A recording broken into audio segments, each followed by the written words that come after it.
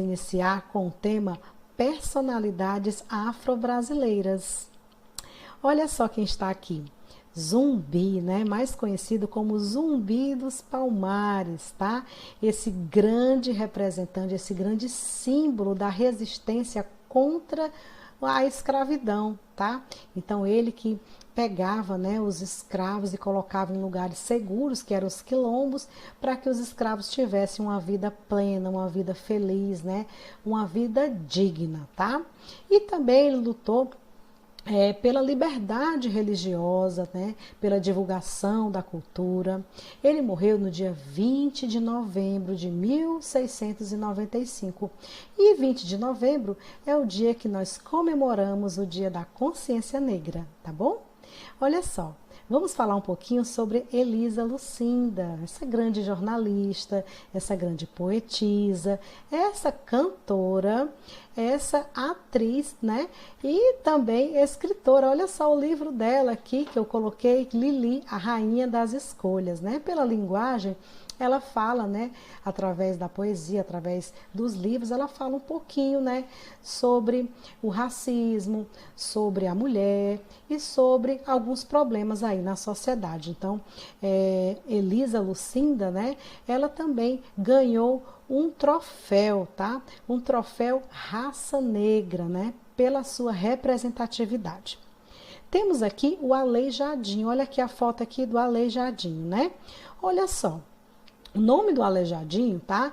É Antônio Francisco Lisboa. Ele é conhecido como Aleijadinho porque ele teve um problema nas articulações e ele perdeu alguns movimentos, né, dos braços, das pernas, e ele é um escultor, mas nem por isso, gente, ele deixou de exercer a sua profissão. Eu coloquei aqui ao lado, tá, uma grande obra que ele fez, que foram os 12 profetas, né, que está lá em Minas Gerais. Então, ele é um grande escultor, né, representante aí afro-brasileiro. Nós temos aqui o Pixinguinha, né, que foi um músico, arranjador, instrumentista e compositor brasileiro, considerado um dos maiores ícones do estilo musical choro. Olha só esse grande representante. E nós temos aqui a Daiane dos Santos, né? Essa ginasta, tá? Então é uma ex-atleta da ginástica artística. Ela chegou, né, ao topo, ela ganhou a medalha de ouro, né, a primeira medalha de ouro, né, nesse estilo de ginasta. Infelizmente, ela sofreu, né, muito preconceito, mas mesmo assim ela chegou, tá? Olha só que guerreira, que fortaleza, né, que nós temos aí na representação afro-brasileira. E eu coloquei aqui a foto dela aqui com a medalha de ouro e também uma apresentação linda que ela fez. E aqui nós temos um questionamento que vocês podem fazer no livro mesmo, tá? Que eu quero que vocês escrevam. Olha só, você já tinha ouvido falar sobre alguma dessas personalidades afro-brasileiras? Então você vai colocar aqui, tá? A partir das informações apresentadas, que contribuições essas pessoas tiveram para a nossa sociedade, né? Quais foram as contribuições? Terceira e última, qual dessas personalidades mais chamou sua atenção? Por quê? Pronto. Estudo da língua. Vamos falar um pouquinho agora sobre a pontuação, tá? 2 pontos, vírgula e ponto e vírgula. Olha só. Quando eu falo, né, em 2 pontos, tá? Nós temos aqui. Podem ser empregados para indicar uma citação, uma explicação ou uma enumeração, tá?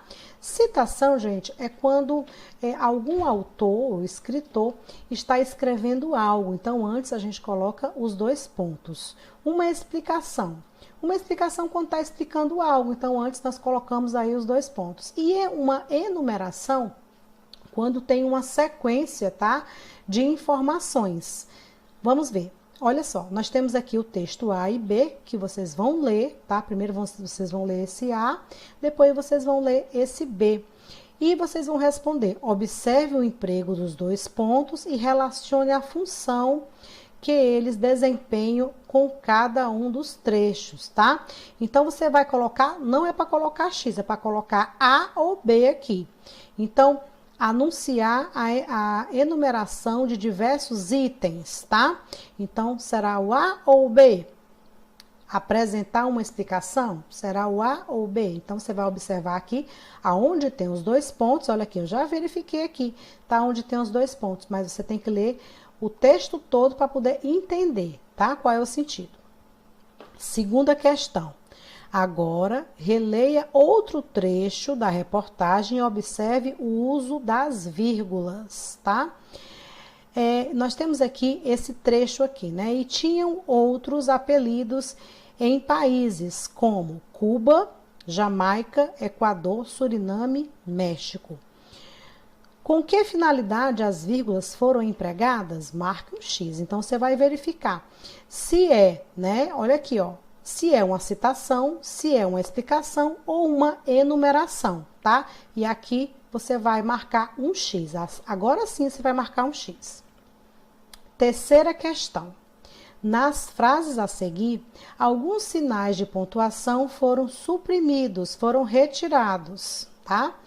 Pontue-os empregando dois pontos e vírgula. Então, aqui você vai empregar dois pontos e vírgula. Aqui não tem nem dois pontos e não tem vírgula. Essas linhas de baixo é exatamente para você repetir essa frase, tá? Com os dois pontos e também com a vírgula. A e B.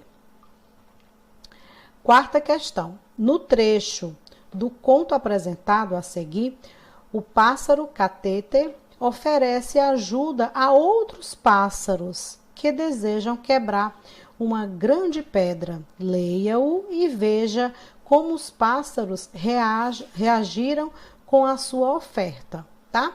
Aqui, gente, tem um mini texto que você vai ler, tá? Você vai ler, eu quero que vocês leiam pelo menos 2 vezes, tá? E vai responder essas perguntinhas A e B, tá bom? Então, aqui, gente, é a interpretação de texto, tá? Uma pequena interpretação de texto que vocês vão fazer na quarta questão.